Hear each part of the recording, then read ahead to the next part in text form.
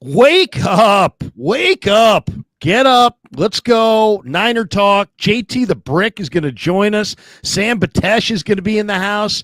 It is Wednesday, August the 13th, and we're all just glad to be alive. Welcome to Wake Up.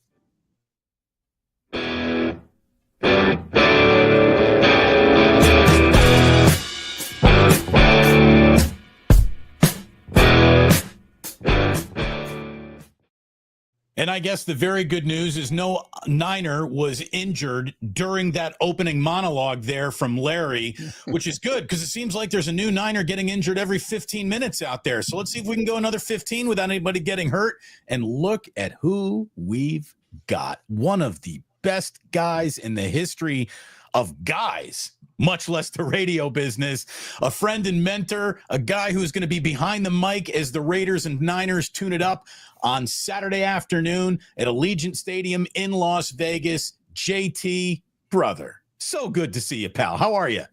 How good is this, guys? Two of my favorites. I'm in Vegas, you guys in the Bay Area. An honor to be here, as we used to call it, the Battle of the Bay. And maybe we'll come up with something new by the end of this podcast, broadcast, live stream. What do you say? Seriously. No, it's great to see you. The only thing that the last time the three of us hooked up on camera, there was a Wayne Newton sighting, for crying out loud, if you guys remember that. Do you remember that? It was me, Damon, and Sam in Media Row. We were hanging out with JT, and JT walks up. Then Sando walked up, right? Mike Sando walked up. That's right. And then over my left shoulder, Wayne Newton, lots of work done on Wayne and all, walked up, and the Mr. Las Vegas. So we don't have Wayne Newton this morning, JT, but we do have you, and I just wanted to, before we get rolling, I do have to throw out a couple things here. One, congratulations to Eric Allen, your partner on the broadcast. Matt Millen, Eric Allen, and JT the Brick will be carrying the broadcast on the Raiders side on Saturday, so that's awesome. But then also on a kind of a sad note, we lost Raider Mort, and I haven't talked to you since, and I loved Raider Mort, and I drank many nights at Ricky's in San Leandro and chopped it up with Raider Mort, and he was the chairman of the board, as they say, and he also was a member of the Hall of Fame. And I thought maybe JT, you could. I know you were, he was a great Raider fan. You're the voice of Raider Nation. I'm sure you guys have had many conversations through the years. Maybe you could just reflect on those two moments, getting your name shouted out by the great Eric Allen in Canton, which is just an unbelievable thing, and then the loss of a real good friend. Yeah, let's start with Mort. Mort was one of my best friends. He really was. I talked to Mort every day.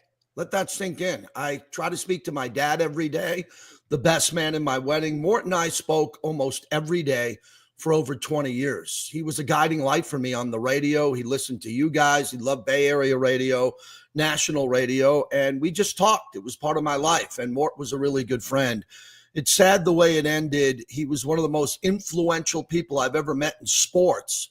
He's one of the most knowledgeable people and humble people I've ever met, and his life came to an end, Larry and Damon, way too short. He should have had a very long life. He was in brilliant shape.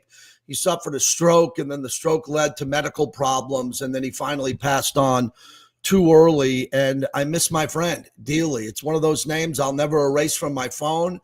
My wife said it every day. My wife would look at me at some point, and Mort would be on the phone, and I couldn't get him off the phone sometimes because he'd want to talk forever about sports. We all have friends like that, but I love him. I love him dearly, and the Raiders paid tribute to him.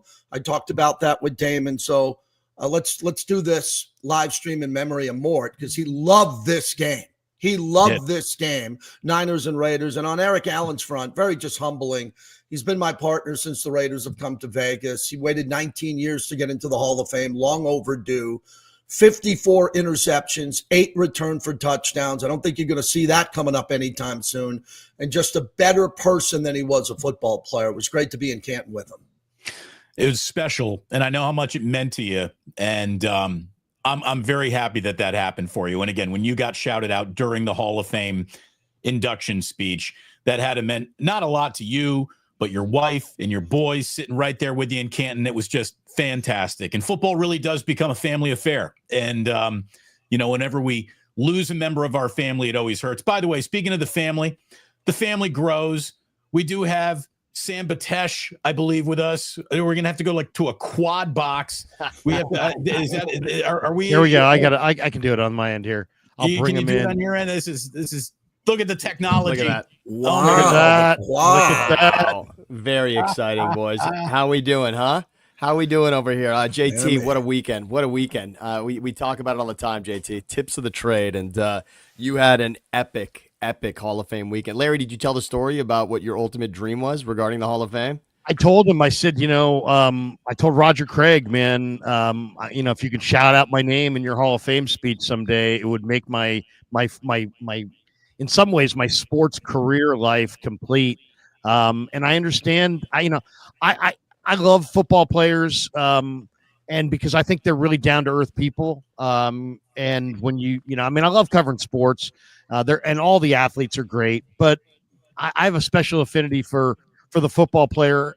Maybe it's because I've scouted, maybe because I've kind of know their process, but I think deep down, they're just regular guys. They're guys who lift a lot of weights and eat really well, and watch a lot of film.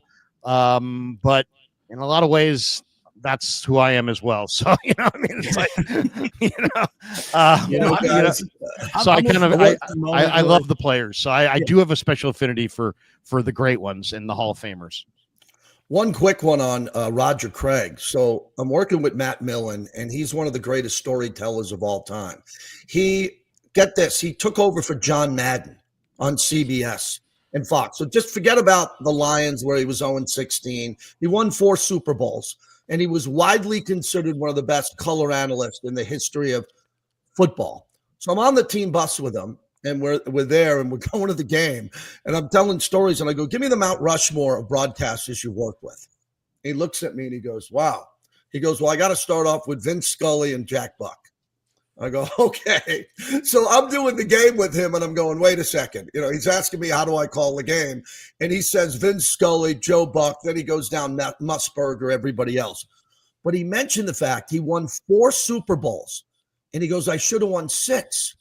And I go, explain. He goes, well, the 83 Raiders, in 82, we were better. We didn't win. But get this. He was on that Niner team where Roger Craig fumbled the football. Matt Millen was a great Niner. And Roger Craig should be in the Hall of Fame, fumble or not. Brilliant player, one of the greatest all-purpose backs ever. So I go, oh, I forgot. You got 4 Super Bowls. He goes, that's the one that gets me because we had the game.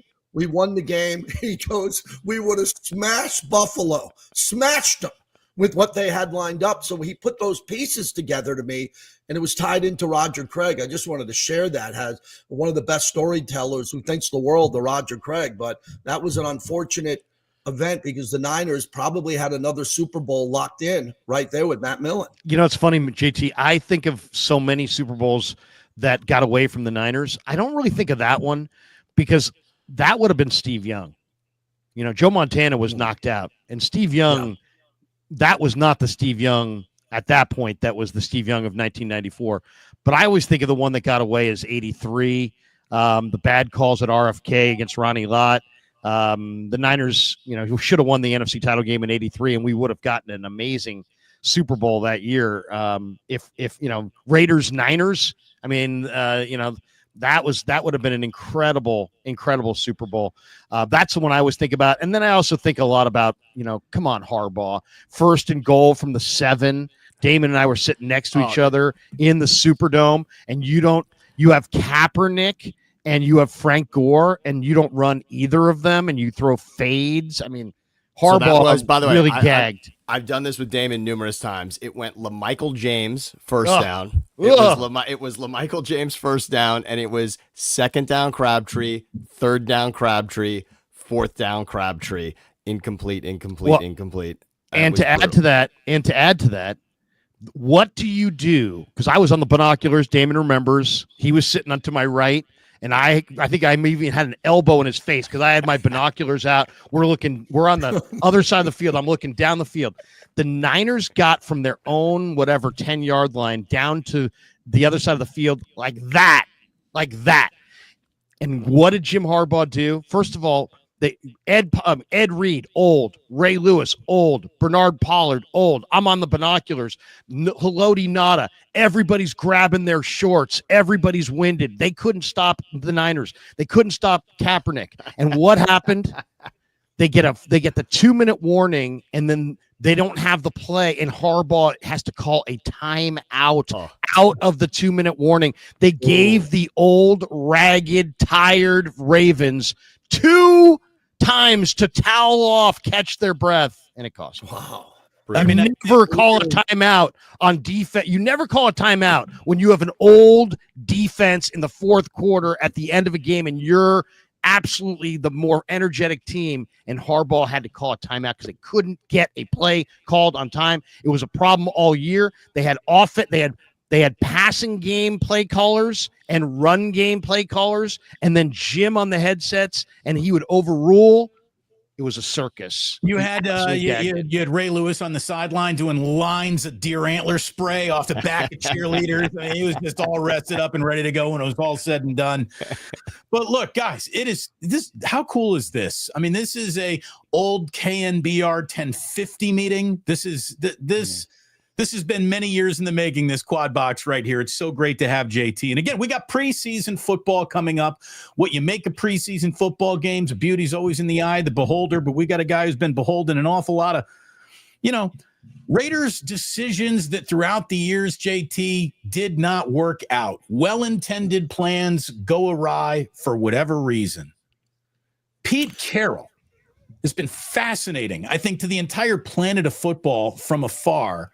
Now you're up close with Pete Carroll. Tell me what you see in this guy. Is this the most energetic man at his age on the planet?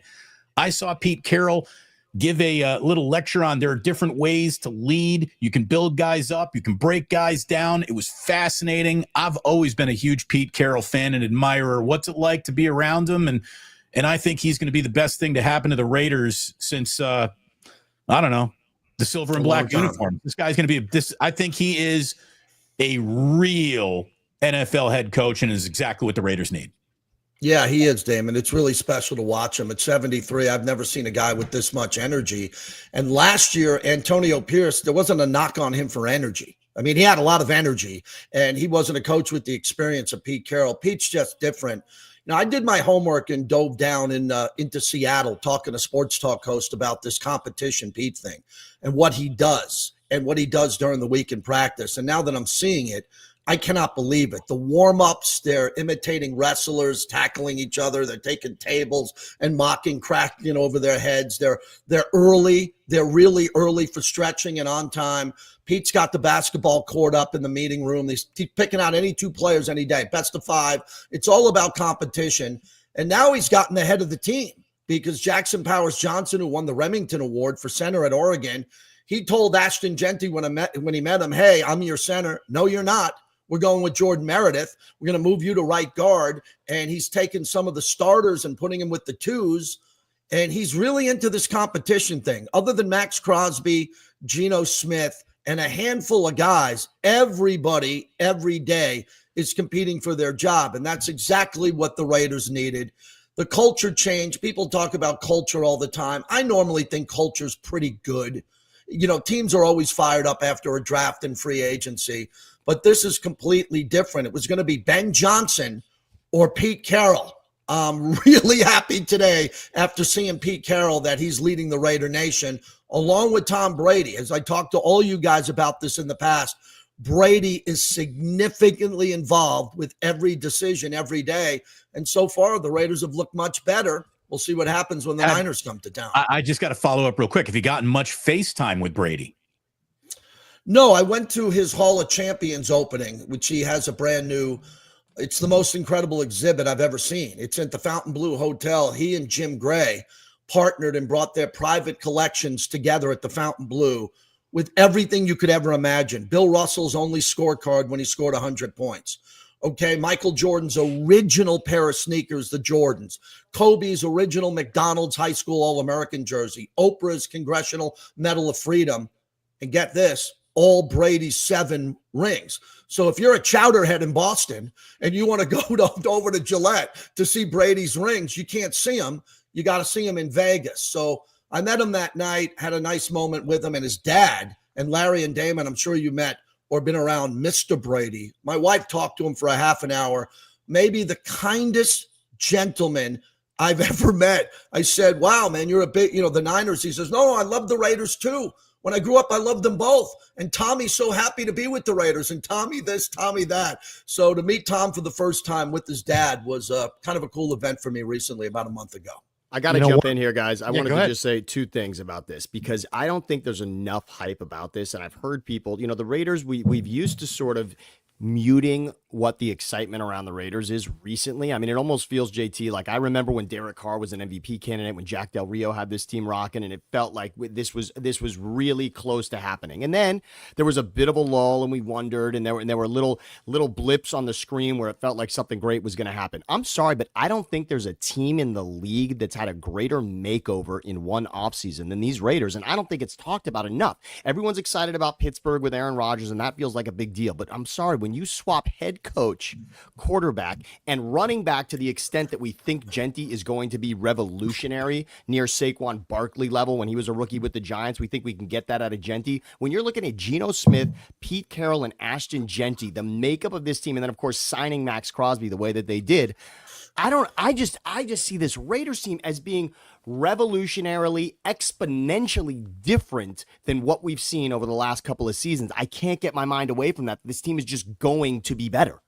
Yeah, and Brock Bowers is the best player on the team, period. So, but that's a core group of guys that I think they can build around, but they got a long way to go. I mean, this team lost 10 in a row last year, and they lost a couple of good players, and they're trying to figure it out. I mean, Pete Carroll, what's really interesting, guys, and you know this, is Pete said at USC, I'm going to play freshmen. So he went out and recruited the best freshmen in the country and played them. Well, they wouldn't have played for him. Who's Pete Carroll at SC? He was the 6th choice at USC to be the head coach, 6th. So the only way you could get guys to play was you're going to start as a freshman and the rest is history. And he's doing the same thing here with the Raiders. Darian Porter, a converted wide receiver out of Iowa State, going to start at corner because he looks like Richard Sherman. They trade Jacorian Bennett because he doesn't look like Richard Sherman. I mean, this guy is like, if you don't look the way I want you to look, if you're not 6'2" and over 200 pounds, you can't play corner for me. If you don't look like the way I think a center should look, I'm moving you to right guard. That is different. And the Raiders have had a lot of hype over the years. I will say this, the way I counter this, because I've been beat up for over 20 years. This is 28 years for me with the Raiders. The first 4 years, 2 AFC championship games and a Super Bowl appearance until Barrett Robbins went to Mexico. We'll get into that another time. And then, for 20 years, there were for 20 years there were a couple of 8-8s. There was a 12-4. There was a playoff thing with Gruden until he was taken out by the Goodell emails. Another topic. So every year I'm the hype guy. Oh, this is the year we're going to get better. And it hasn't been the case. So I'm very guarded with what's going to happen here. But clearly, Sam, they're on a much more stable track, a lot more humble, and very excited about the future in Las Vegas. It's funny. Everybody's got the headlines except for the guy that I think is the real difference maker. Brady's getting headlines. Carroll's getting headlines. Kelly's getting headlines.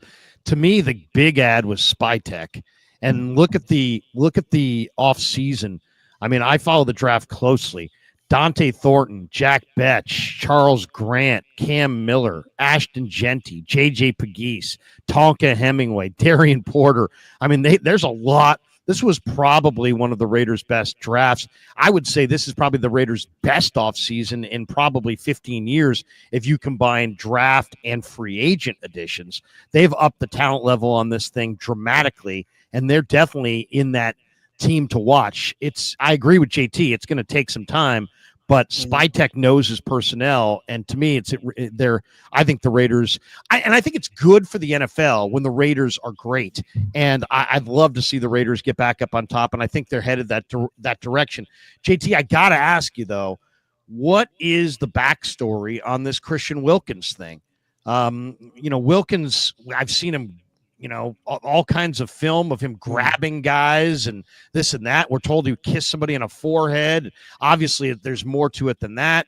And then that led to them trading Jacorian Bennett to the Eagles to get the old Stanford defensive tackle, Thomas Booker, to try to replace Wilkins. What's the deal with Wilkins? There's always a backstory. You're covering this thing. Give us what you can tell us. Give us what you can on Wilkins. Do you know him? Do you like him? What's his story? Is he gonna play this year? What's the deal?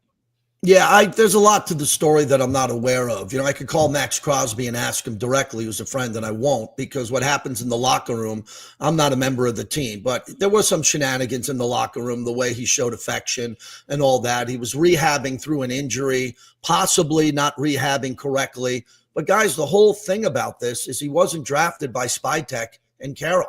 He wasn't one of their guys. And they were able to look at him in the offseason and look at his rehab. And I believe they recommended for him to get another surgery, which he declined to do. And they saw a window to get out of the contract. Now we'll see what happens. Lawyers are involved. There's $35 million more in guarantees. He made $50 million for 5 games. D'Angelo Hall made $8 million for 8 games. I remember that number. And Jamarcus Russell got $39 million guaranteed back in the day. So put him on the Mount Rushmore. But the sad part of Wilkins was, what a brilliant player coming to the Raiders. I always say on my shows, and I always say this, I want Pro Bowlers. The Niners are great at this. The Niners draft players and develop them into Pro Bowlers. The Raiders brought in a Pro Bowler in his prime in Wilkins, gave him $90 million guaranteed, and he played 5 games. So they got the guy out of the building, which I think was correct in their goal. Wasn't one of their guys. They didn't want him. But man, what a big loss for this season. To have Max Crosby, Malcolm Kuntz, a rotation of like 6 defensive tackles, and Wilkins not coming off the field if he was at 100%, that could have changed everything on the path of the Raiders being much more competitive this year, and I think they'll be competitive. So it's all going to play out legally, but it was unfortunate because I thought he was a good player, a bit of a clown, and I don't think Pete Carroll has time for clowns or people who are distracting the locker room no matter what they're doing. You ever kiss you on the forehead? I'm not a big show of affection guy other than to my wife. So, I'll give you a fist bump. I'll give you a hug. I'm a big hug guy, but you don't have to worry about me kissing you on the cheek or kissing you on the head. That's not going to happen anytime soon. By the way, we don't have to answer this. We don't have to answer this debate before we leave here today, but I want everyone to think about it as we transition. I know we will eventually to the NFC West, but JT, this is so fascinating. We're so locked into the McVay-Shanahan rivalry and what happens in the NFC West, but I think the greatest rivalry in sports when it comes to coaching right now exists in the AFC West. I mean, for those that don't really know the history and follow it, and of course they haven't been on the field in a professional game in quite some time against each other, but when you look at what's happening with the Raiders and the Chargers now, with Harbaugh and Pete Carroll again going up against each other twice a season, they did this in the NFC West, they did this in the Pac-12, Pac-10. I mean, this is exciting to see these two go at it again because they've got a history, and by the way, a history in some pretty significant games. We're talking Crabtree and Sherman calling each other out, right? We're talking Andrew Luck beating the USC dynasty. I mean, these. What's your deal? What's your deal? Remember that was wasn't that Pete Carroll's line to Harbaugh when Stanford was running it up on the USC? What's your deal? Yeah, a couple of things on that. I believe that Pete Carroll has beaten Harbaugh more than Harbaugh's beaten Pete. And when Pete goes out of the tunnel and he goes up to Andy Reid and he goes up to Sean Payton and Jim Harbaugh, you can look him in the eyes and said, I beat all of you guys a bunch. Raiders haven't had that in a long time. So that helps. That doesn't mean they're going to win or lose games. This rivalry is fascinating. There's a reason why the Raiders' home opener on Monday Night Football is the Chargers. They didn't care about Herbert versus Geno Smith. They care about Harbaugh versus Carroll. And, the Chargers to me are fascinating, and I'll tie it into the Niners because, Larry, I think you'll love this too because history like Damon and Sam. I've seen all the great ones play live in my life. Montana live, Young, Elway, Brady, multiple times. The greatest pass I've ever seen thrown in my life is Justin Herbert at Allegiant Stadium. 3 years ago, my seats are on the 25, and he fades back to the 29. He throws a bullet to the back of the end zone. 2 Raider defenders are an inch away from the receiver, and they couldn't get their fingernails up in time. It was the best thrown ball I've ever seen. And it seems like Harbaugh is taking the passing game away from Justin Herbert to do this Harbaugh crap. We want to establish the run. We're Michigan. Well, Michigan never had a Herbert recently. So the cool thing about this rivalry is Pete and Chip Kelly want to run it. Harbaugh wants to run it. Where the Niners can run it with McCaffrey, but they're letting Brock throw it all around the ballpark and let him throw whenever he wants. I feel like Harbaugh is slowing down Justin Herbert. And Sam, you're in that market. You're watching training camp. Am I the only one seeing this, that Herbert is entering the prime of his career? You let this guy attack downfield, and they're bringing back Keenan Allen. They can't trade for Terry McLaurin. They're not out there going for a number one receiver with Herbert. I don't get it. And then they bring in Mike Williams, which everyone thinks is the answer again, and he's already done, so that really makes no sense whatsoever with the Chargers. And when you look at it, look how they're developing Trey Lance. All of a sudden, the resurgence of Trey Lance we're talking about. So we know that Harbaugh has that ability to really unleash what a quarterback's next level is going to be. It was the run game. We saw what Dobbins did last season. We'll see this Najee Harris thing is incredible with him with the eye injury. You know that well as a Giants and JPP fan, of course, how fireworks were supposed to stay away from those, of course, as professional football players. But I would love to see Herbert get to that next level. And right when we thought he was going to, and right when the matchup in the playoffs was handed to them, it seemed in Houston, it's an ugly interception day. And and now it seems to unravel. And that becomes the early story on Harbaugh, much like it is with Lamar Jackson. Then all of a sudden, maybe you can't rise to the level in the playoffs. They used to say that about Peyton Manning. Maybe it'll be different eventually. But I believe in both those guys, Carroll and Harbaugh. I believe in both of them to be able to take these franchises and put them in an AFC championship game conversation, at least. That's what they're supposed to be. That's what they did in the NFC West. Can they do it with the Chiefs in their way in the AFC West? That's what we're all going to have to see. JT, you said something earlier that really stood out to me. You said that Brock Bowers was the best player on this football team. I would think that was a crown that Max Crosby would be most comfortable wearing. You can talk about the differences there, but I see the 49ers and the Raiders sort of have a similar problem, which will go a great deal into what we're about to see this upcoming season. Let's call it offensive line anxiety. It's not a bad offensive line, but it's also not great. And if a couple things go wrong, this is how the whole sweater unravels. I think it's like that for the Niners. I think it's like that for the Raiders. Both Larry and I, when we were talking about our draft crushes a few years ago, we loved, absolutely loved Jackson Powers Johnson. I know he is, in the middle of this line. But the way I see it, getting back to Bowers, is you got two of the best tight ends in football. You got Brock Bowers. You got Michael Mayer. If you're Pete Carroll, are you coming out in 12 personnel all year and giving the best wall of blockers to your rookie running back? Is this how they're going to attack the league this year? Great question. First, let me clean up Max. Max is the best player because I don't want Larry's son to clip this, and Max to tackle me at the cigar bar when we go have a cigar. So that's a great question, Damon. I sat down with Chip Kelly in the production meeting up in Seattle. He's getting $6 million to be an offensive coordinator. Oh, boy. $6 million. He's got Michael Mayer and Brock. He's going to go wide with Jacoby Myers, the only player in football who didn't drop a ball yet last year. 1,000 yards receiving, didn't have one drop. Then they got Trey Tucker on the outside, and they drafted two wide receivers, Dante Thornton and Jack Besh, and they got Ashton Jeanty. Wow. And Geno is 70% and 4,000 yards. So all you got to do is get the ball out. And Chip told me that he's getting Geno to the line of scrimmage with 18 seconds left on the play clock. Geno's never had that before in his career. So if Geno's able to get the ball out quickly and throw a couple of deep balls, Bowers could have a big, big year. But I like doing the math in football. And here's my math. Jeanty's going to get 20 touches a game. Let's say 18 to 20. Bowers is going to get 10 to 12 targets. Oh, boy, there's 32. You might only run 55 plays. Yeah, you Who's going to get the plays football? left. Yeah, so how are you going to spread the ball out? The Raiders need to solidify their offensive line. They got Colton Miller and DJ Glaze on the edges. They're pretty good. In the interior, they're all right. Jackson Powers Johnson makes them better at guard. But it's a great question. We in the Raider Nation have wasted Michael Mayer's talent. He had a personal issue last year. He was away from the team for personal issues. We don't know what they were. He's back. He looks better than ever. Why did they draft him to have him block? And now John Spytek's keeping him with Pete Carroll.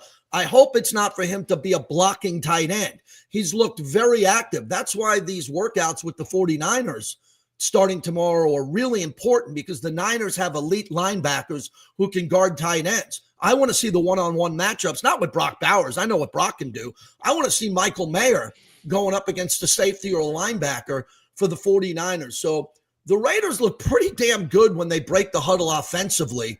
If Geno can elevate his game to where it was and even better than Seattle, because he has Chip Kelly. He's never had that in Seattle. And he said, admittedly, he's got better weapons. But can the Raiders get off the field on third down on defense? If they can, and Geno can extend drives, and the Raiders are, here's the last one. If the Raiders on 2nd and 8 are handing it off to Jeanty and he's picking up a 9-yard first down, that's the whole season. Because if the Raiders get into 3rd and 3 and everybody's keying on Jeanty, and then you got to put the ball in the air, you would think Brock on a 5-yard out route's a lock, Mayer on a 6-yard in route. It's going to be easy, but it's not easy if your offensive line can't hold the line of attack. That's the key to the Raiders this year.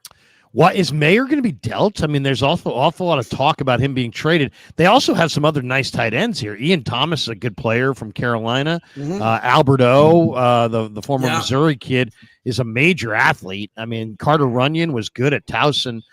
He's a rookie, but I mean, they got other tight ends here. And it seems like every time I pick up publications and they're talking about one guy in every team that's going to be dealt, the guy for the Raiders is always Michael Mayer. Are they? You think they're going to keep Mayer, or are they going to move Mayer? Well, Larry, another great question. He's a valuable chip. And if you want to keep a player like that in this league nowadays, what do you get, a 4th or 5th round pick from Michael Mayer? Like, who cares? Oh, you're going to give me a 5th round pick. You're not going to give me a 1st or a 2nd or a 3rd. So I think because he's salary protected on his rookie deal, I wouldn't move him. And I think they're going to need extra blocking on the line of scrimmage. But it's a very fair question. You know, George Kittle has changed the game because he can go deep. He can come back to the ball. He can block. He can do things over the middle of the field. I think Michael Mayer is a poor man's George Kittle, but we haven't seen it yet here. And Brock, I don't look at Brock as a tight end. I look at Brock as a hybrid wide receiver. So if the Raiders are going to make a trade, it's got to be for a corner. It's got to be for a corner. And they got some aging linebackers, but I like aging linebackers more than rookie linebackers. But if they're going to move Mayer, I don't think they will. They got to get a piece who's going to be a starter for Pete Carroll on defense because, as you said, Larry, they got a pretty good tight end room. I don't think that's the depth of this team. The depth of the Raiders is, I think, the running back room with Raheem Mostert. And believe me, keep an eye on Sincere what you're going to see McCormick. with Zamir. Yeah, I don't think he's going to make the team because Zamir White out of Georgia, who wasn't playing well last year because they couldn't get him to the line of scrimmage, he looks like the star of camp. And you want to talk about a trade piece, go get Zamir White in a trade, and he could be a featured back for a team that has a good offensive line. But we're going to see. Raiders defense is what needs to be worked on. And Patrick Graham's a good D coordinator. I think he'll be a head coach at this time next year. And then you got Pete Carroll, who's a wizard with the secondary. And the Raiders need help on the back end with Jeremy Chin and Isaiah Palamal. They're going to start a rookie corner and Eric Stokes, a journeyman corner. So if I'm Josh McDaniels week 1, if I'm Justin Herbert week 2, Jaden Daniels week 3, I'm going attack, attack, attack. Let's throw deep on the Raiders. And the only thing that can save the Raiders those first 3 weeks is Max Crosby, like a madman, getting to a quarterback that could maybe change the Raiders because they're scheduled 2 road games right out of the gate at New England, at Washington. Thanks, League. Thanks for that one. Appreciate that one, Roger. Thank you. The league always sticks it to the Raiders. I think the league always sticks it to the Raiders early in the year. If there's a team that has a consistently brutal September schedule, it's the Raiders. Now, I don't know if it's because Al sued the league or there's all those conspiracy theories. I don't know about that, but man, there's been times where. How many times it seems like have the Raiders played the Ravens in Baltimore in the first week or 2 of the season? I mean, that is a scheduled loss. Which, by the way, was a win last season. That was a win last season. Yeah, seriously. That was Gardner Minshew. I call that the best 12 minutes in Raider football last year. Oh, my God. Gardner Minshew. Hey, check this out. 2 years ago, last year the Raiders, because they beat Baltimore, were 2-1, coming home to play Carolina to go 3-1. That was going to be pretty good. The red rifle, Andy Dalton comes in his first tears start. apart Allegiant Stadium, and then 10 in a row. I mean, it's like down goes Frazier, down goes Frazier. Hey, one of the topics on my shows that I talk about, if you want to really get into schedules, how do the Niners come in last place and the Giants come in last place? And Sam, you're good at this. Put up the two schedules side by side. Okay, how in bleeping hell did the Niners get that schedule? And the Giants, take out the New Orleans game, the Giants have the toughest 8 games in NFL history. Russell Wilson, Brian Dable, Jackson Dart. You could put together an NFC all-star team to play the Giants' first 7 games, and the all-star team would go 1-6. And the Niners are going to go tiptoeing through this Dick Vitale Cupcake City schedule. Thank God, you Niner fans who are watching, it's going to be a tailgate at Levi Stadium. You don't play anybody this year. What a beautiful schedule for the Niners. Niners got it. The Niners really, Very when you look at it, it not just favorable. It's the best schedule. It's the best schedule in years. It's the best schedule in just about a decade. It's the best schedule for numerous reasons. Because they got, I mean, look, last place, there's 3 swing games in that schedule because you play the Giants instead of the Eagles.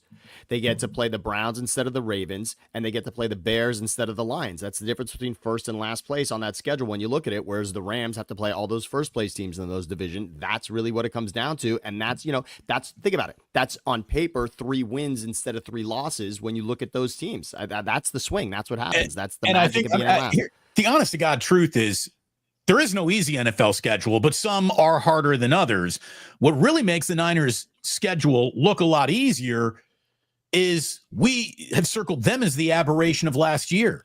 Here is the good team that had the shit season, and hopefully one off season, they'll be a good team again, and they can run roughshod through this. Let's see. Still a lot of football to be played, obviously. And again, I can report to you that 36 minutes into this live stream, the Niners have not suffered any major injuries. I'd like to congratulate all of them. The Niners would suffer 2 major injuries at breakfast. I mean, they seriously, these guys can get hurt anywhere. But one thing to remember on the schedule, and it's an oddity, but don't forget this. The last 2 teams that were in the Niners spot of playing the statistically easiest schedule in the NFL both finished that year with losing records. So there's a reason the Niners have a bad schedule, because the Niners may not be that great of a team. I don't know how good they are. They weren't good last year. We'll find out. I mean, they may have as many as 8 new starters on an 11-man defense.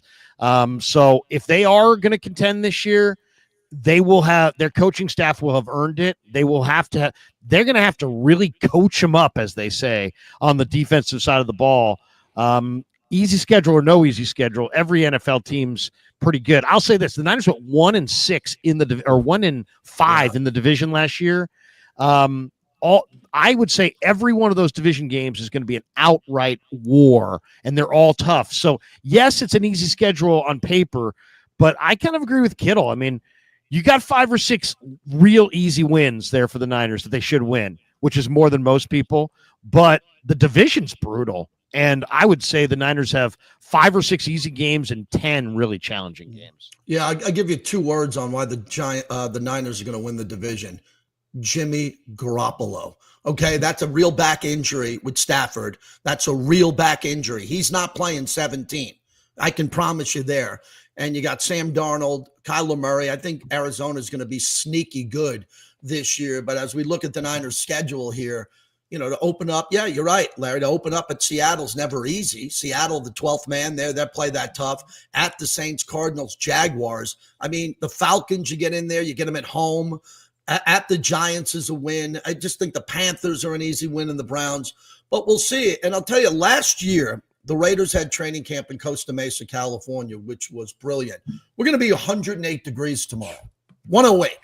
Okay. Wow. Now, last year we were on the beach, and when I was sneaking out of practice, as Sam knows, sneaking out, because this JT the Brick, where is he going? Oh, he's going to get a water, and then I'm on a boat in Newport Beach by noon. It was glorious. But last year in New Orleans was also, and they train in Orange County, and we were with some of the staff of the New Orleans Saints.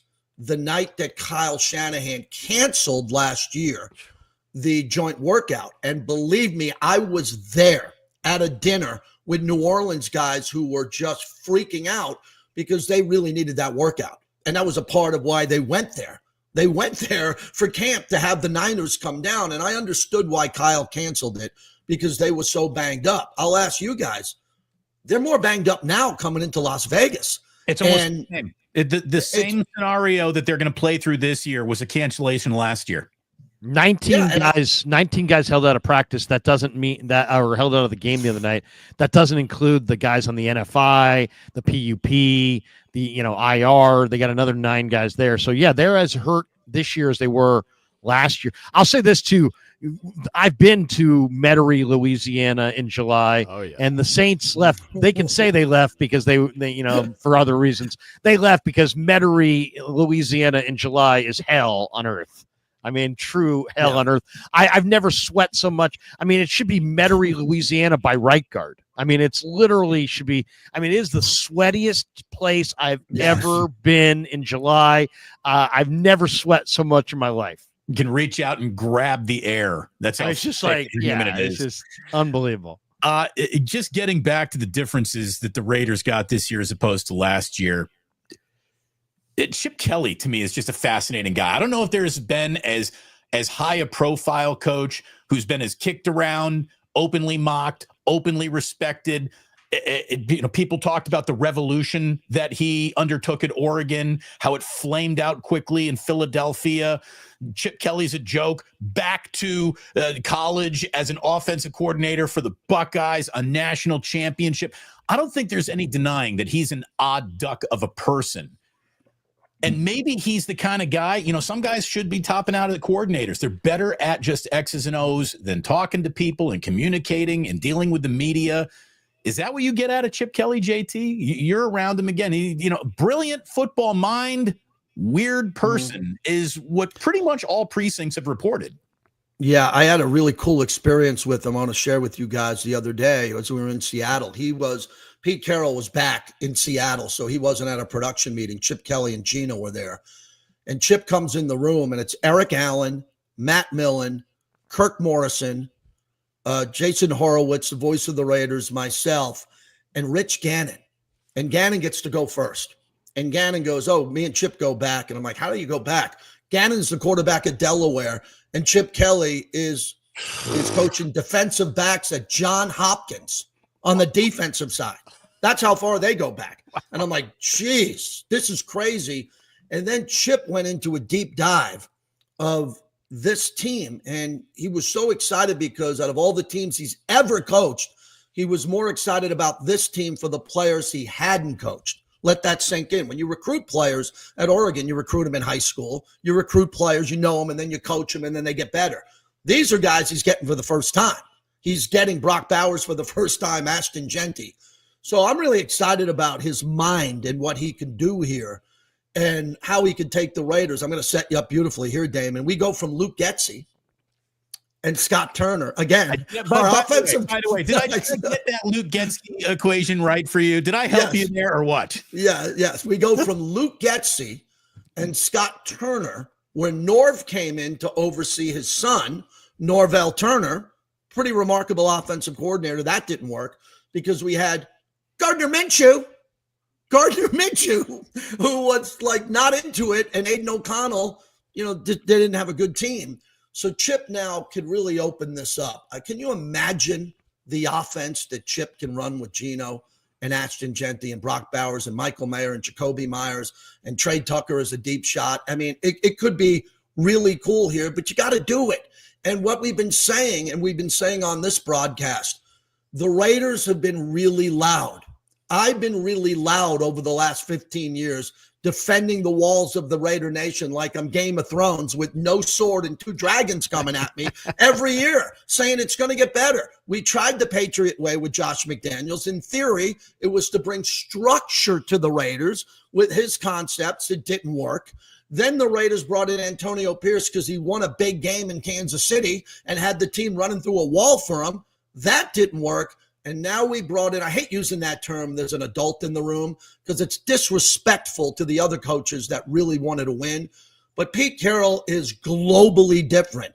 Teaching still at USC, teaching the young Raiders, working with Tom Brady and Chip and Patrick Graham. It's got to work here, guys. The Forbes list came out yesterday. The Raiders are ninth. They're worth $7.9 billion. We were worth $1.5 in Oakland. There's not a money issue here. Beyonce sells out, the Raiders get a piece of the ticket. George Strait sells out, we get a piece of the ticket. There's no problem. How do you think Chip Kelly's making $6 million? Because of the revenue stream and what Mark Davis has allowed the other owners as they look and open up their envelope when the Mark check comes in and they go, what? Oh, we're getting this much extra money from Stan Kroenke and Mark Davis because we moved to LA and Vegas. The table is set finally with young players for the Raiders to build something over the next 2 to 3 years because Pete's not doing a 3 to 5 year plan. Right. So I'm hoping they catch lightning next year and the year after, and the Raiders are playing deep into the postseason. I want to jump on one thing. First of all, every Super Bowl should be in Las Vegas. I want to say it 2 more times. Every single Super Bowl every year should be in Las Vegas. It is the city most equipped to handle that event, and it is the greatest place, and it is also the center of gambling, which is going to be legal everywhere, and it's legal there, and that's what matters for that day. If you don't even get to the game, you can be at a casino watching the game, which people do anyway. That city is the most equipped. That stadium is ready for it. We've already seen one. Every Super Bowl in that city, you won't hear a complaint from the media at all. Number 2, Chip Kelly. I want to remind everybody about Chip Kelly. And yes, I'm an Eagles guy. Chip Kelly went back-to-back 10-win seasons in Philadelphia. If you actually look back, the greatest season of Nick Foles' career, yes, he won a Super Bowl as a backup to Wentz. But his greatest season in 2013, he was a near MVP candidate. He had the greatest touchdown to interception ratio that we've ever seen in the league. It was like 27-2 or something. It was that. He threw 7 touchdowns in one game. You remember it, JT, against Oakland. the Raiders in Oakland. Nick Foles was the greatest he ever was with Chip Kelly as his head coach. And by the way, Mark Sanchez, if you love or hate him, doesn't matter. His greatest statistical season was also with Chip Kelly as his head coach. Raw deal because Chip didn't mesh with the people of Philadelphia. I can understand that. Chip Kelly's not a... When he introduced those nutrition shakes, they're like, nutrition, fuck you. This is Philadelphia. You can't mess with Philadelphia, Chip. You're too smart for Philadelphia. That's what happened to him. That's fine. And obviously we know what happened in San Francisco. But Chip in this role, forget about the paycheck because none of us have to sign that check. Chip Kelly with Pete Carroll there to run the show. I'm sorry. That's going to work. And you said it. Some guys work and don't, whether it's coordinator or head coach. And you found that out with McDaniels twice now. Chip Kelly's that guy. Fine. You've got him on the staff.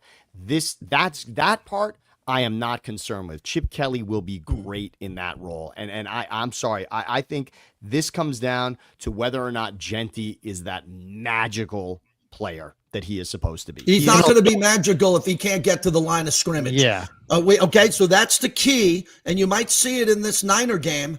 Saturday, early start, 1 o'clock. JT, get out of the bar in Vegas. Come on, let's go. Get to the front. We got an early start here because the Raiders got to get something going against the Niners in this game.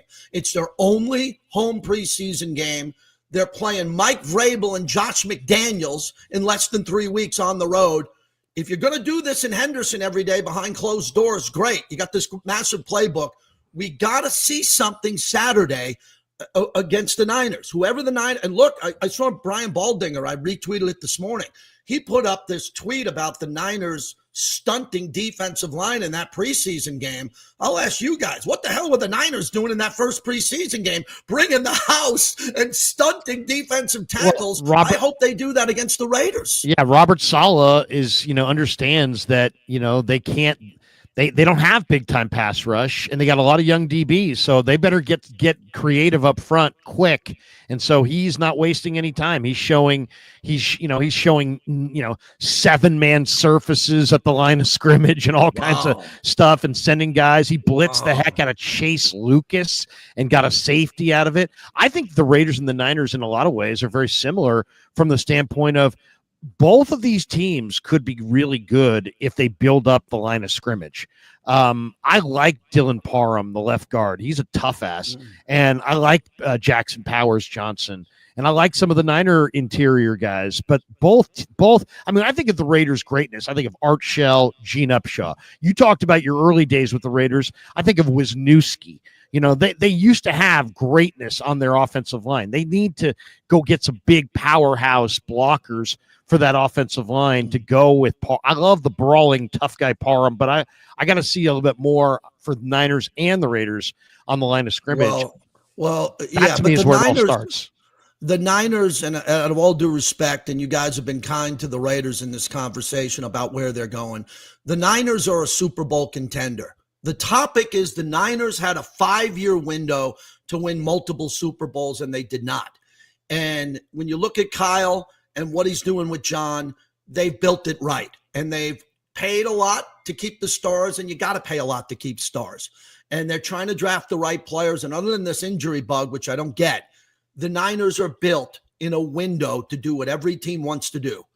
Get me back to the playoffs. You think Joe Burrow wants that? Get me back to the playoffs. Lamar Jackson, put me in the playoffs. Niner fans should be happy that the organization from top down has put the Niner Empire and their fans in a position to continue to go back to the postseason and then take their shots. And I'm very impressed with it. I hope the Raiders are turning the corner here because we've been waiting a lot longer than the Niners. But I tell this to a lot of fans, and some people don't get it. The one thing about the Raiders not winning for 20 years is the Patriots have won 6, and I'm going to throw in Brady 7. And Mahomes has won, 3 or 2? What is that? 2 or 3? Well, Three. No. It's three that he's won. 3. And by the way, he's been in 5 of the last 7. Yeah, 5 of the last 7 Super Bowls. So here's my point. Those guys won 10. Okay, you haven't seen Cleveland, Cincinnati, New Orleans, Miami. So when everybody says, oh, the Raiders haven't won since, well, yeah, we played in 5 Super Bowls. We've won 3. You're right, haven't won in 20 years. And guess what? Nobody else has freaking won in 20 years either. It's been Brady and Mahomes. 85 Chicago Bears, because in Chicago, memories are all they have. That's Hold it. Hold on.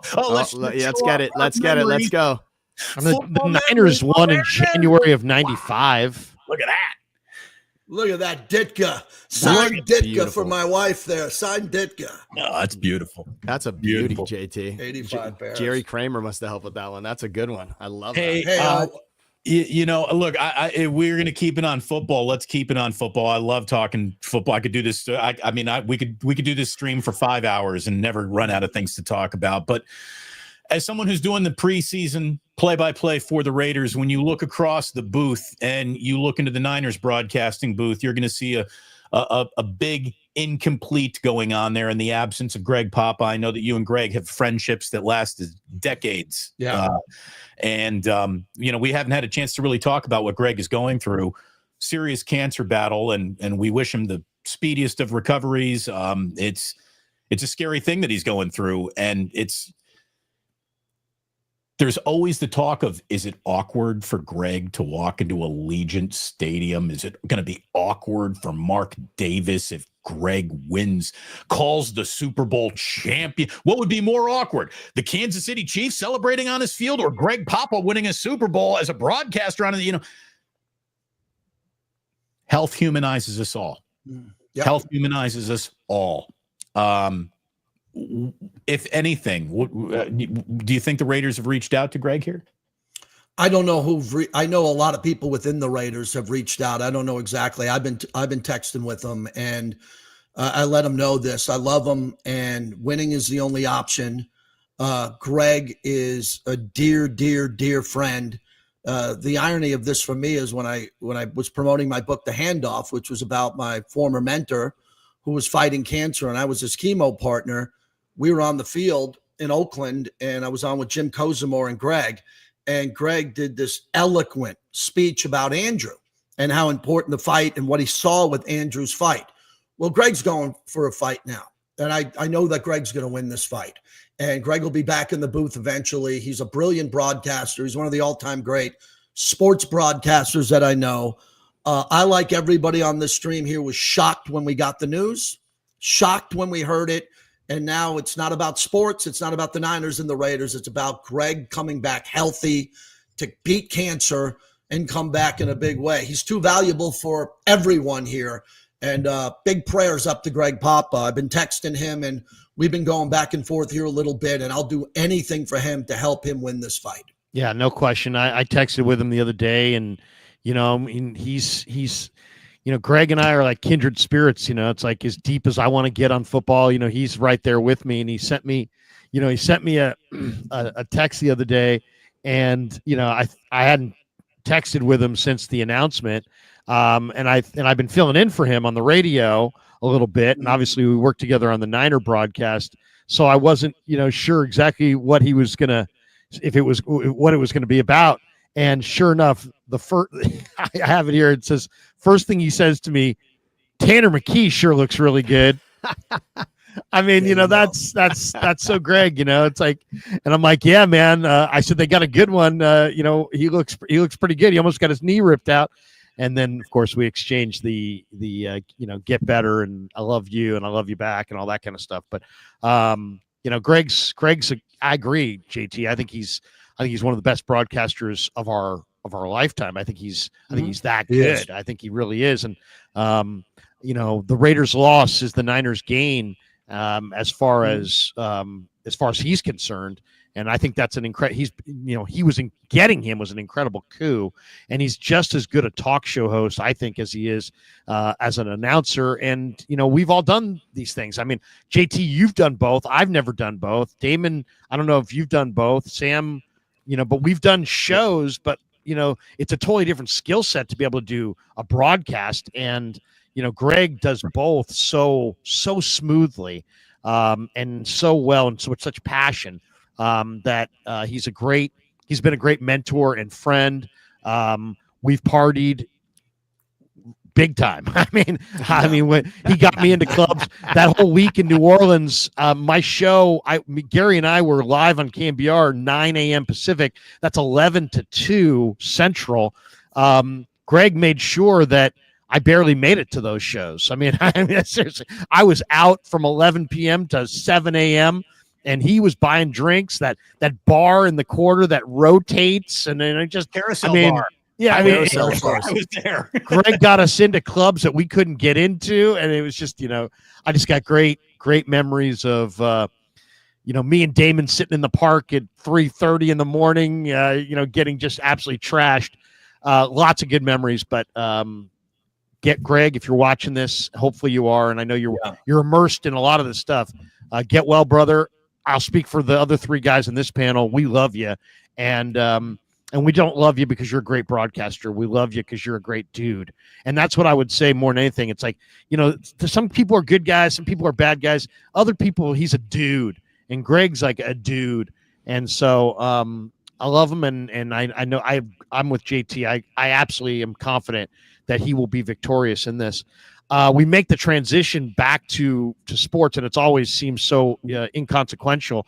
But JT, I got to get your thoughts on the big story here, which is the Juwan Jennings holdout. What do you think happens with Juwan Jennings? I mean, he wants big money. He's currently the 45th highest paid wide receiver in pro football. The talk is he makes $7.5 million. Yeah. The issue here is that the Niners don't want to give him an extension. He doesn't, if he doesn't get an extension in returns, he loses face in the locker room. He may be unhappy. The Niners are saying, hey, the calf injury is legit. If they give him a minor bump, they don't want to do that because they don't want to rip up his $7.5 million contract that he just signed last year. They don't like the precedent of that. And then if you're Rosenhaus's agent, why would you take a minor bump when you're staring at free agency next March? You're going to bypass your free agent windfall to get a little bit of a bump from the Niners. So I don't think any contract extension really works. Definitely a big money long-term deal isn't happening. Here's where he's paid. He's paid right now the 45th receiver, and the guys behind him are Roma Dunze and Drake London. Okay. He wants to be paid $22 million a year. If he was, he'd be in a group that's with Terry McLaurin, Devontae Adams, Chris Godwin, Stephon Diggs. I don't know about you guys. I don't think JJ belongs with Adams or Godwin or Diggs or McLaurin. I think he barely belongs with a Dunze and London. I think he's paid pretty much what he deserves.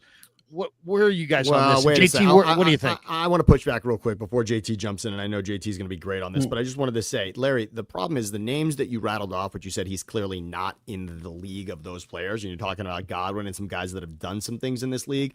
Every contract is predicated on the idea that we're paying you for something you've done or for something you're about to do. Juwan Jennings' moment to strike is right now because Debo's gone and Ayuk is hurt, and Jennings could theoretically be the number one wide receiver here. If Kittle's not a wide receiver, which he's not, he is a pass catcher, of course, but if Juwan Jennings is in the conversation to start the season and up through maybe week 6 as the number one receiver to Purdy, then right now is the moment for him to argue for this money. You have to understand that this is the time for him to say, I will be on the level of those players you just said, and some of those players that are getting paid in that 20 million range, they may not return to form, and Jennings doesn't have that question mark over him. He will be in that form. And as I've said many times to all of us here, the T. Higgins contract blew this whole thing up.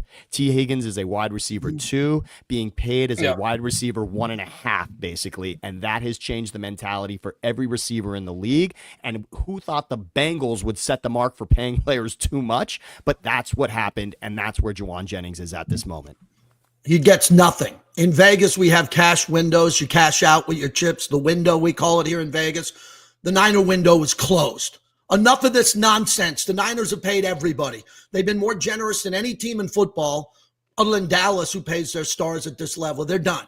Kyle's chirping about it in press conferences about, a contract for Brock, and it's enough of this noise. Debo in the past, Ayuk's contract, Trent Williams. I want more. Enough. It's over. Go play football. This guy is a good player. Done. He's got a contract. He's going to play it out next year. Go test free agency. You know what the Niners will do? The Niners will go into free agency and get a better player. They'll get a better player to play for Brock. Enough of this talk with the Niners now paying more money for their roster. Their roster's really good. It's injured. The roster's set. There's too much chatter in Niner land about players not happy where they're at and wanting more money every offseason now. You're not Christian McCaffrey. You're not Brock Purdy. You're not Trent Williams. You're not Fred Warner. No, we're not giving you money. And go Kittle, play out the schedule. And Kittle, and Kittle. And they paid Kittle. And they did pay Kittle. Brandon Ayuk got paid and never stopped complaining anyway. Like right. it's well, and where does Jennings rank? I mean, let's be honest. We're all football guys here. Where does Juwan Jennings rank? I don't want to hear about he's a number one. He's not a number one. He's nobody's number one. But he's the Niners number one. But he's the Niners number one. Doesn't matter. It doesn't, just because you're the Niners number one doesn't mean you have to be paid like a number one receiver in pro football. I mean, he's the Niners number one, so he can ask for whatever he wants. This is his time to ask. If they want to give him, if they want to give him but once again, okay, why this doesn't work is why I just laid out. If you give him money this year, now you're ripping up his contract. Now, no contract. Nobody's ever going to, everybody who outperforms their contract's immediately going to want renegotiation. And if you're going to pay him, why not pay McKivitz? He's in the exact same spot. So you can't pay him this year. So anything that you pay him, you're going to pay him next year. And then if you're the Niners, you're going to give him, what would you give him? 2 years, $20 million, maybe 2 years, $30 million, maybe $15 million a year. That's why would he bypass 3 years, $45 million, which he easily could get next March if he bets on himself? Why would Rosenhaus bypass that to stay with the Niners? It's not like this guy lives in San Francisco, native San Franciscan, went to SF State and loves. He's from Tennessee.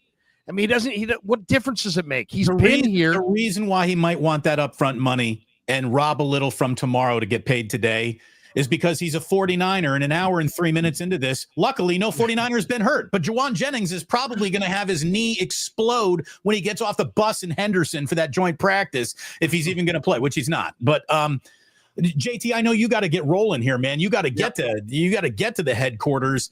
How great was this? Seriously, the only thing this quad is missing is Jen Violet screening phone calls. So that true. would have made this perfect. And by the way, happy birthday. By the way, another one. Happy birthday to Lee Hammer a couple of days ago as well. I think Hammer would have been great overseeing this whole thing as well.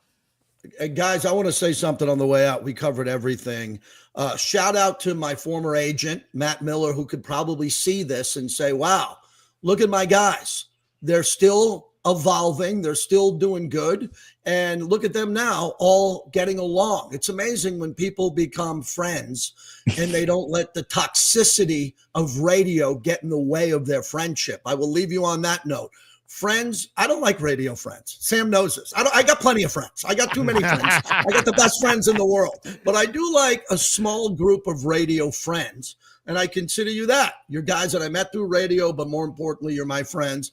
I think we should do more of this. If you fire up the machine, I promise you this lineup right here is better than any lineup currently that I know of in Northern California. I think we could kick ass, and I'm open to it. So please keep that in mind. Good to see it, brother. I will send this to Matt Miller, and I agree with everything you just said there, JT. And it's awesome to wrap with you here, and JT's going to be a guest tonight on Niners Nightly. We're fired up for that, and I'm fired up for the Raiders, and I want you to enjoy. You've been covering this Raider team for a long time, and sadly, you've seen a lot of bad football, and I know that was not your intent. But you know what? What comes around goes around, and I think you're going to get something very sweet here in the next few years. And I'm excited for you. I'm excited for the people of Las Vegas, but I'm really excited for you because I know how passionate you are and how much you put into your broadcasts. And you're not just a guy who punches the clock and, oh, well, whatever. You bring it, whether it's on Mad Dog Radio, whether it was on Sports Fan fucking Radio Network, whether it doesn't matter. It's on KMBR, if it's in LA, Ticket 1050. The Brick brings it. You've always brought the energy. I was addicted to Mariner Marsha and all those lunatics that used to imitate you on your show at nighttime. I love that show. I've loved watching your career. I've enjoyed you on many weekends on KMBR, on Mad Dog, and man. Appreciate we wish you nothing but great health, great success, and a fantastic Have Raider a great future. call this weekend. Yeah, and JT, I want to also remind everybody, I kind of stole one nice season from the Raiders. It wasn't that long ago. Remember 2021, the Raiders actually had the Bengals in that playoff game. The year the Bengals ended up in the Super Bowl, the Raiders were right there at the end of that game with a chance to beat the Bengals season. Wait. The game that Carr on 1st and goal at the 9 threw 3 balls in front of the goal line and not one into the goal line. Perfect way to end this. We talked about Crabtree in that Super Bowl, right? Crabtree and the fans. First and goal at the 9 for Derek Carr. We got a guy now by the name of Darren Waller. Unguardable. Okay, you throw it in the end zone on 1st down, you're going to get a flag. You throw it in the end zone on the 2nd down, you're going to get a flag. That would give it 1st and goal at what? The 1 yard line. And 3 to 4 checkdowns, and Jermaine Pratt, who's now on the Raiders, picks off Carr at the goal line. Season ends, and we didn't throw it in the end zone. A big JT line as I say goodbye. Throw it in the end zone, because if there's a flag, it'll be 1st and goal at the 1. More teams need to do that. Oh, and Derek Carr will be back. He's not retired. He will come out of retirement in this league of tier quarterbacks. And congratulations, guys. You didn't bring me into a tier discussion. Because everybody, right? A tier discussion. I think Derek Carr comes out of retirement because he's too good. He's too young. He's played in too many big games. And I think he plays again. How about that? That's the NFL walk-off. And the NFL Network can't have 2 cars, right? So hey, JT, great to see you, man. We'll catch up soon, guys. Here, and we'll let you go. Have a great rest of your day. We'll read some supers and we'll bolt for the door. The great JT the Brick, man. Really asking about that Las Vegas A's excitement that's just got to be brimming. How enjoyable is the Brick? Let's hit some supers before we bolt for the door here. We've got this one right here from Aldo. He says, does the appeal process for Robinson's suspension postpone his week 1 through 1, 2, 3 week suspension? It could, I guess, theoretically, but I think it'll get done here, and he will miss the first 3 games. I think that's you just want to get it out of the way. Even if you could kick that can down the road, I'd just rather get it out of the way. I don't know. There's a lot of ways to look at it. I mean, you don't have Ayuk either, where you're going to have Ayuk late in the year. You could say, how about the last 3 weeks? But that just is kind of jerky. I don't think that makes sense. I think you got to do it early. You got to get it out of the way. Your own suspension. Well, yeah, exactly. And also, if you're going to have a punishment, you get rid of the punishment before you get to play in the games. You don't get to play in the games and then have the punishment. Kevin Wood, I started listening to JT the Brick when I was 9 years old on the Ticket 1050. Always loved hearing him, and he's still got his fastball. Yes, I love Man's in that. his prime right now. Yeah. JT's always been good. Mariner Marcia, how annoying was she, by the way? Oh my God, JT!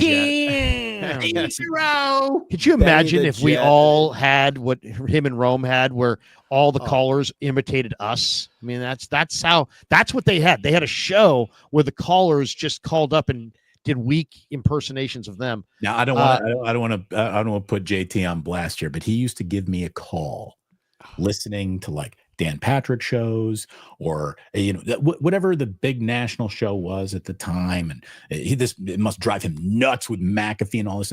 He would call me and he'd be like, "These lazy fucking hosts just read lists and talk to their producers. That's all they do anymore."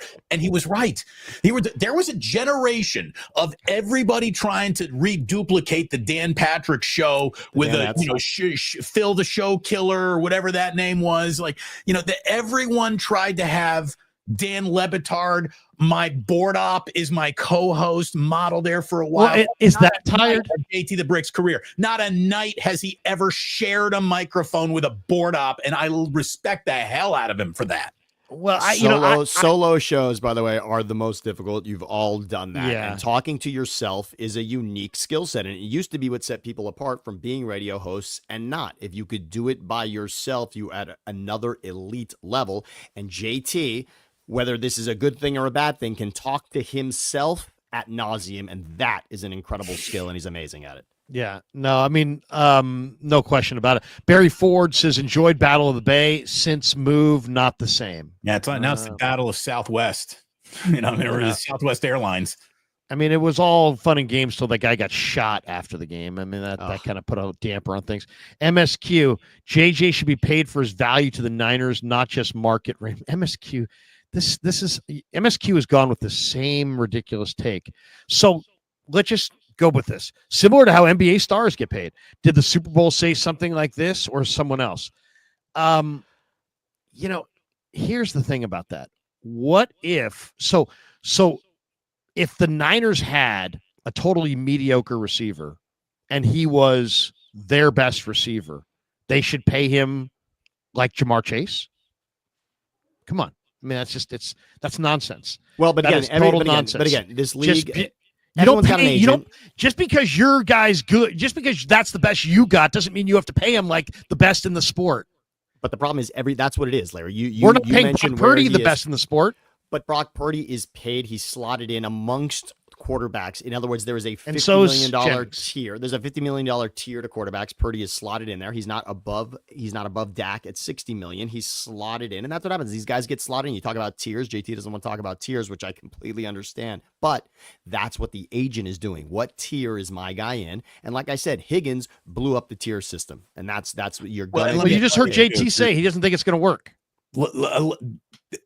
Every single agent in the NFL today got that Sportico valuations list.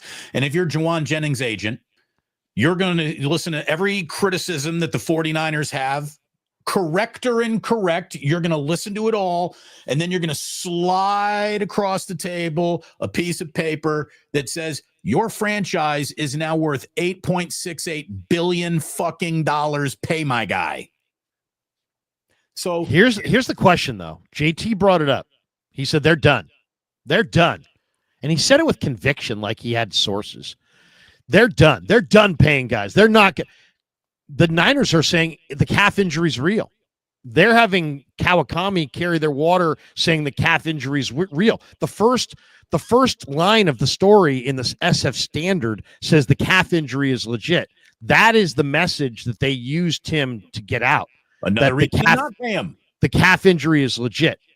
So, but that's their position, because when he comes back and he doesn't have a contract, they've got to be, well, why was he out? And they're saying the calf injury is legit. So that's what they're staying with. But here's the question I would have. If you've been in the Niner locker room and you know the personalities, you know that Jauan Jennings is a very strong personality. And will they bring him back? And he does this holdout result in no money, no contract? If so, doesn't he lose face? And doesn't he become a locker room distraction? And doesn't he potentially get pissed if they literally give him the Heisman? We're not paying you.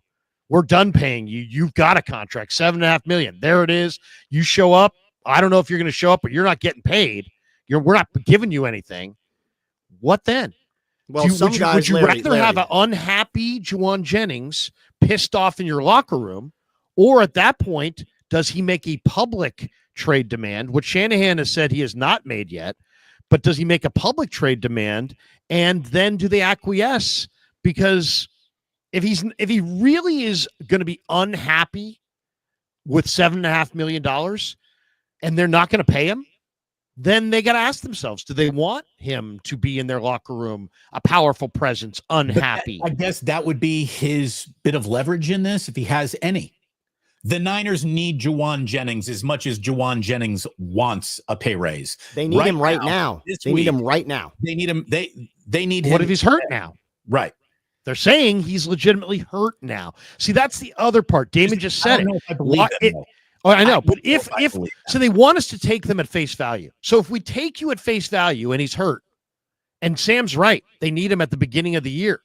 And by the way, is this making the Niners like him more or less? The fact that he is putting the screws to them in their hour of need, because they're not going to need him as much as they need him in September later in the year, you would think, based on their rest of their wide receiver core. So do you think that he's pissing them off, or do they, you know what I mean? Are they pissed off that in their hour of need, he's leveraging them, playing super hardball? And are they going to come back and play even bigger super hardball? And then if they do and say, hey, you got a contract, there it is, show up or don't, but there it is. In that situation, knowing the personality, I think it's better to trade him, because I think he's not going to be happy, and Jauan Jennings unhappy in the locker room is not something that I think the Niners want. His leverage is right now.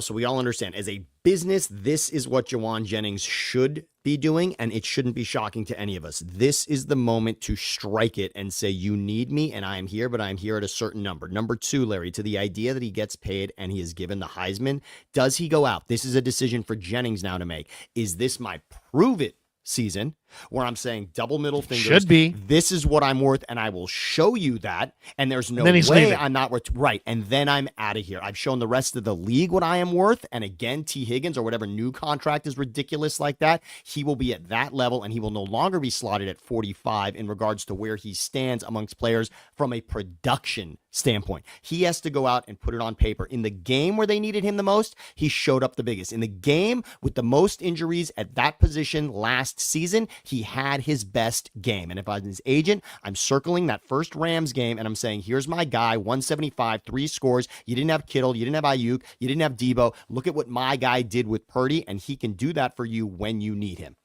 5 words. And here would be my counter to that.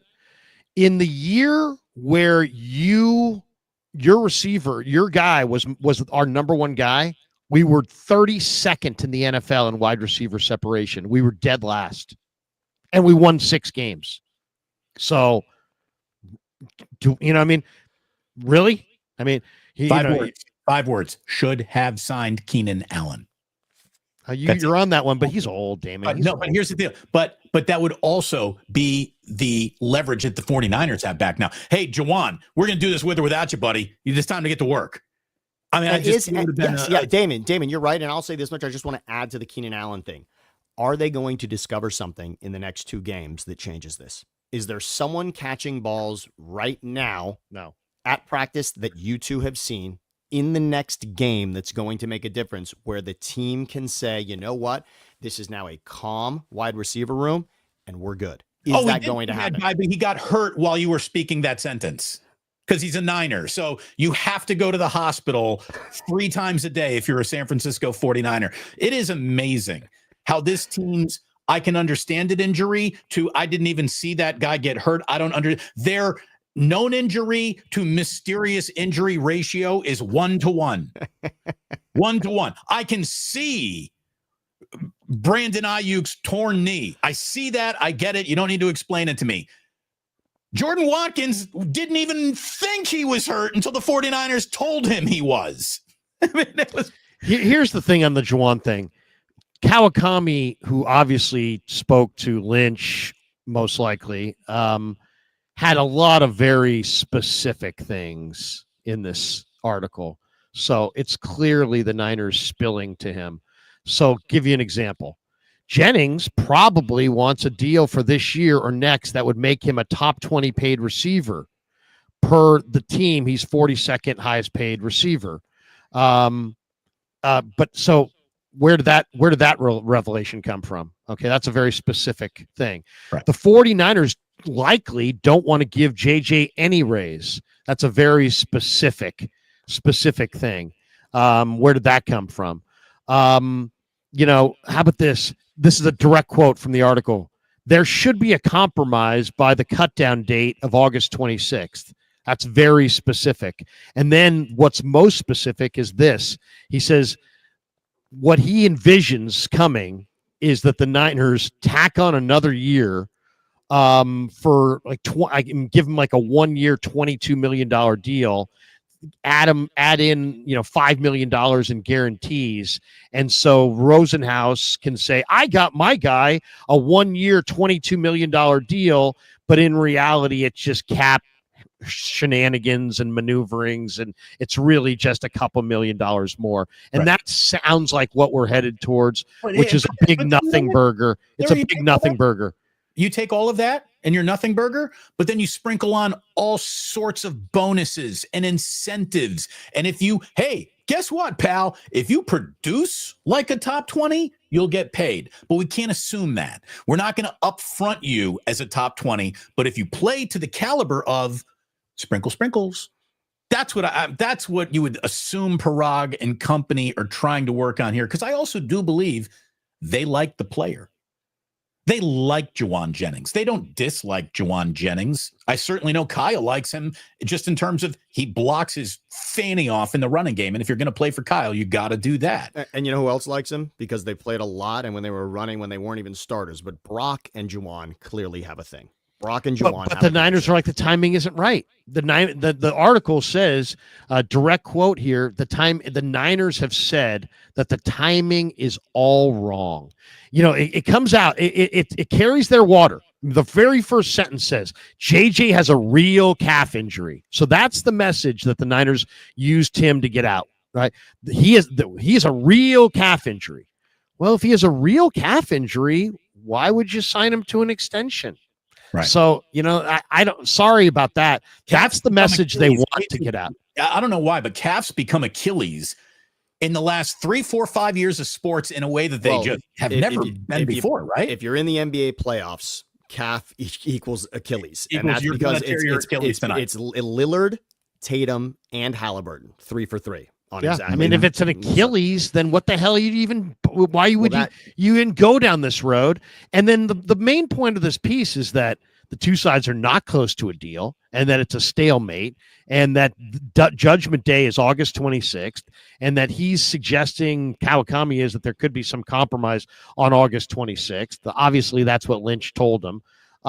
So, that's kind of where it's all at. And the question, though, is if it really is about, I want a big deal, because once again, they don't want to rip up the contract and set that precedent. And they don't want to, and Rosenhaus isn't going to bypass free agency. So they're either going to have to figure out a way to funnel him a few more dollars this year. But I can't imagine, guys, that any signing here is going to take Juwan Jennings off of the free agent market next March. I just can't believe that he would bypass that. And I can't believe the Niners would rip up the contract. And I don't think they're going to do a long-term deal. So to me, a trade, an 11th hour trade is still very viable. And as far as even though the Niners love him, there are teams out there that make a lot of sense. For example, he is a superstar in Tennessee. Cam Ward is a rookie quarterback badly in need of a Juwan Jennings. Cam Ward would benefit greatly from Juwan Jennings, and Tennessee would probably sell tickets based on having Juwan Jennings. If I was Tennessee, I would probably offer a third-round pick. I know that sounds high for a receiver like this, but for them, it probably makes sense. Miami kind of makes sense for them. It could make sense for Washington as well. There might be other teams we're not considering, but I don't think it's going to result in a trade. But if JJ really is like, sign me long term or trade me, I think he's going to get traded because I don't think he's going to get signed long term. Minnesota is another team, and imagine if they had JJ throwing to JJ and JJ. Imagine that. I mean, Addison's right. I mean, Addison is Addison with the suspension there, right? On the other side of Jefferson, imagine that you had JJ with JJ McCarthy throwing to both of those guys. That's not crazy either. If they're thinking about starting fast and getting weapons for JJ McCarthy, and Addison is not going to be a part of that, that's another one that you could look at. By the way, I don't hate that. And it is too bad that Watkins is hurt and might be gone for 3 weeks now, because these could have been weeks where he's really stepped into that role. How about this? If you are Juwan Jennings, the last thing you want to see in Las Vegas at 1:00 Saturday afternoon would be like an 8-catch, 110-yard, 2-touchdown performance from Jacob Cowing, right? That would make you shit your pants a little bit if you were Juwan Jennings. By the way, if he had an 8-catch performance, that would literally double his entire season output. So that's another reason why if Juwan Jennings if you're Juwan Jennings, you're like, yeah, try that. Go have fun with that. Go ahead. Because if you're Juwan Jennings, you're looking around, you're seeing nothing but Dante Pettis is behind you. He doesn't feel like he's being chased off the depth chart by any guy that they got. So, once again, though, Juwan Jennings had one good year. His career high receiving yards before this year was 416 yards. He had the total touchdowns he scored in the 2 years prior to this year were 2. So I don't know. But again, Debo and Ayuk are ahead of him in those scenarios, and now they're not. And now they're not. To start the season, they're not. So that has to be factored into this equation. And I can't believe that we've gone this long. And did we even talk about the Rams and Stafford and Garoppolo? Because I know that. By the way, I know we're doing super here right now. Yes. By the way, I don't have a show at 11 today. I'm going to go with my mom, run some errands. She's in town. Nice.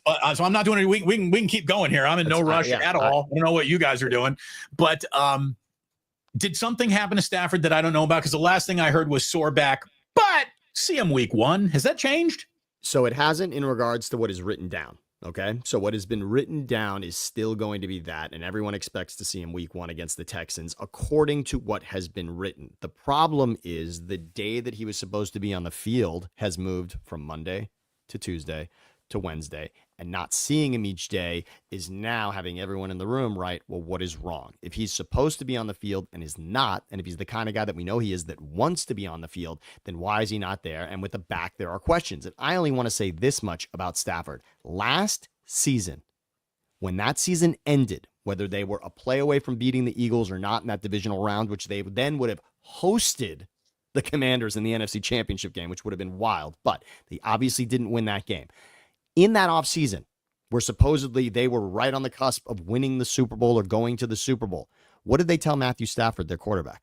They told him to go and find a better deal. Remember that. Remember when we all thought Stafford might be a Jet or a Giant? That was exciting for a second, right? And then instead he came back and they redid his deal. And I'm sure the headline made it seem like they get him a raise. And I'm sure what they did is they reworked his contract so it was friendlier. That's what happened. And then in April, what did they do?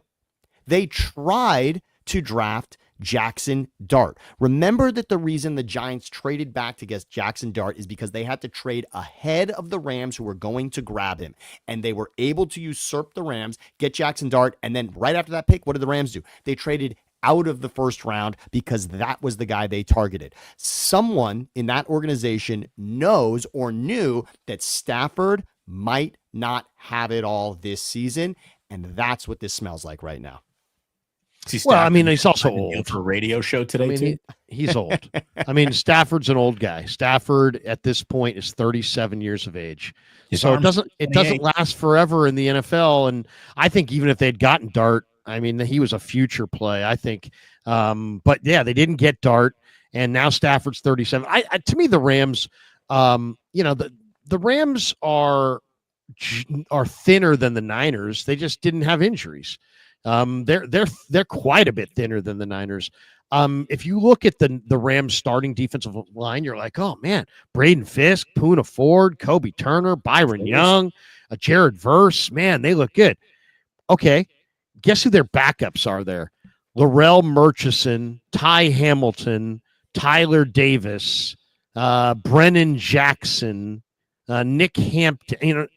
They don't have backups, except those guys all basically stayed healthy last year. So if the Rams have the miraculous health, and they can have, if their first team offense and defense is probably as good or better than any team in the NFC West. And if they have Stafford and everybody healthy again, those are the biggest two letters. They got a great chance to win the division again. The biggest two letters you just threw out there, I and F. If I and F. And you're talking about, we're talking about health and the fact that they may have it, and already they don't have it at the most important position. Health is a question for the Rams right now at the most important position in all of sports. This is a game changer, and you're seeing the Rams as a really sexy pick to represent the NFC in the Super Bowl. A lot of people like them, see them as the team that was right on the cusp. A lot of people have Jaden Daniels making the CJ Stroud regression, and maybe it was the Rams that were right in that slot, ready to take over if the Eagles have any issues this season. That's fine, but right now, everyone that thinks the Rams are going to represent the NFC in the Super Bowl is saying, wait a second, it's not going to happen with Jimmy Garoppolo. MSQ, okay, we got that one.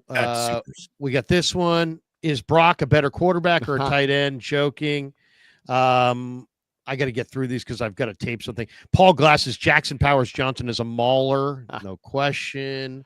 Fuji Simeon says, saw the NFL stadium ratings. I understand Levi ranks low, not the worst, but I'm surprised Allegiant Stadium gets dinged by the averages. Allegiant's a fantastic place to watch a game. It's the most outside you can feel indoors. The lighting in there is great. Oh, it's got a cool vibe to it. It has a cool vibe. And it looks cool on the outside. James Foster says, same for the A's once they move. Sorry, Damon. I'm going to tell you, it's a lot easier to sell 8 games than it is 81 games, especially with Vegas tourism going in the toilet recently. Good luck to all involved. Yeah, the A's should be able to pack that house with giveaways, though, because there's so many hotels, so many concierge desks, so many people who can. I think I could see freebies being thrown around to every high roller. Fuji Simeon says several teams getting new stadiums built, which will host a future Super Bowl. Nashville, Chicago, doubt Buffalo or Cleveland will host. Vegas is the best host. Yeah, Sam said it. Vegas is the best host. 1. It should be. Put it this way: it should be at least every other year. You can put the Super Bowl in any city in the world. It basically paralyzes that city. It's such a huge event. The Super Bowl in Las Vegas is just another thing happening in Las Vegas that night. Everyone's good with it. Like, there will be a plumbers convention that will bring more people to Las Vegas than the Super Bowl will. So they can take the Super Bowl is a snack for Las Vegas. It's the main entree for anything else. T from the 203. Sam's solo podcasting at times is hard at times. Speaking of that, I got to do that soon. There you go. T from yeah, it is. Talking to yourself is a real skill. MSQ. I was asking if Sammy, a.k.a. Super Bowl, said that about JJ. Yes, it was me. And what I was saying is that market value will dictate this. And I always come back to T. Higgins because, again, that's what throws the wrench in everything. That's why Brock is paid where he is, because the most recent quarterbacks getting paid what they are. You simply slot him in with what he does, and that's it. And that's what you want is looking at with T. Higgins, period. MSQ, don't forget, Krug, JJ would have been the Super Bowl MVP if #pay him. Yeah, I mean, I would have made millions if they had won. I would have been kicking ass today in afternoon drive if I hadn't been laid off. I and F, everybody. I and F, the most important letters in the world. Exactly. MSQ and Krug, it's unfair to put all of last season on JJ. What is this, JJ's fucking burner account? First of all, no one's putting any of last season on JJ. Yeah, seriously. We had multiple injuries, tragedies, horrible schedule, Campbell. I'm just saying that in the year where Juwan Jennings was the guy, the Niners receivers were dead last in separation, and he doesn't separate. So I'm not paying a 4.7 receiver who's gutty and had a nice year in his 5th year, the guy had 2 touchdowns the years prior. I can pull up his stats. I can give you what he did. I mean, this is what he did the 3 years before before last year. His first 3 seasons in the NFL, he played 45 games. He scored 7 touchdowns. He had 78 catches. The last season, he had 77 catches. He had more catches. He had 1 fewer catch last year than he had in his first 3 seasons in the NFL. Hey, you know what, though? Let's not hold that against him. He made the most of his opportunity. I don't think that that's a number you can hold against him. He had no opportunity. He didn't do much. He got opportunity. He did something. Yeah, but he didn't get an opportunity for a reason, because he's not as good as those guys. But again, much like Shedeur Sanders, when given the opportunity, what do you do with it? Right. And that's what his agent's saying. I only want to represent that this is what happens on every team. I just want to let everyone know this is not unique to the 49ers. The only thing unique about it is the Niners paid Warner, Kittle, and Purdy also. And those were 3 massive checks deservedly. And Jennings is not on the level of those 3 players. We can at least admit that. It's not a slam dunk. These guys are arguably the best at their positions or in the top tier in their position. Jennings is not, we can all admit, in that conversation. But his moment to strike is now.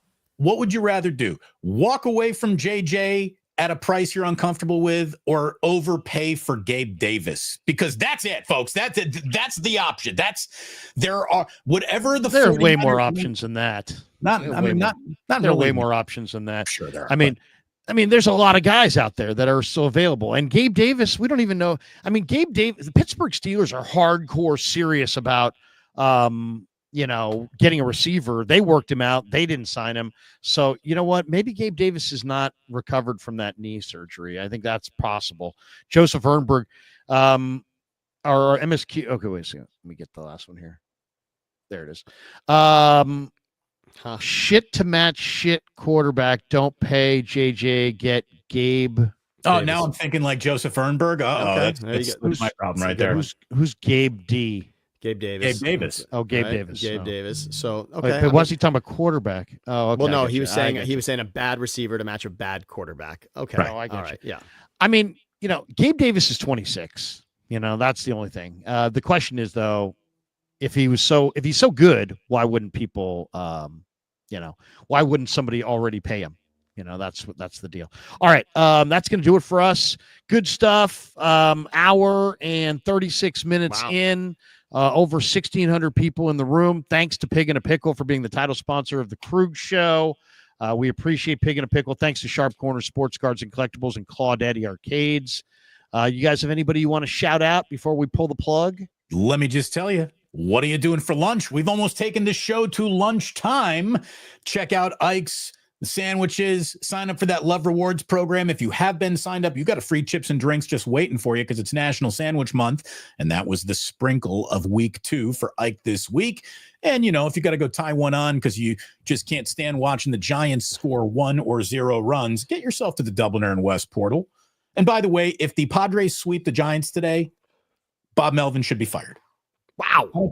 I don't care that they just extending him was another Buster Posey mistake. It's time to fire everybody involved. If the Giants win big today, they should still fire Bob Melvin. Everybody have a great day. Sammy, that's amazing. Damon, good to see you. Have a great Friday. Thank you, everybody, and thanks for being.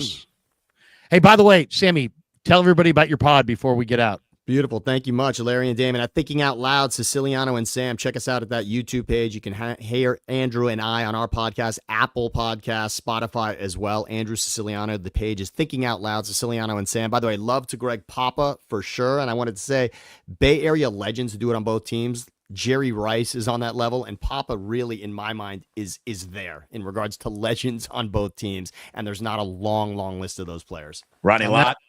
On that note, have a great Friday, everybody. Or a great, what day is today? What is this, Thursday? Thursday. It's actually Wednesday. Wednesday. Have a great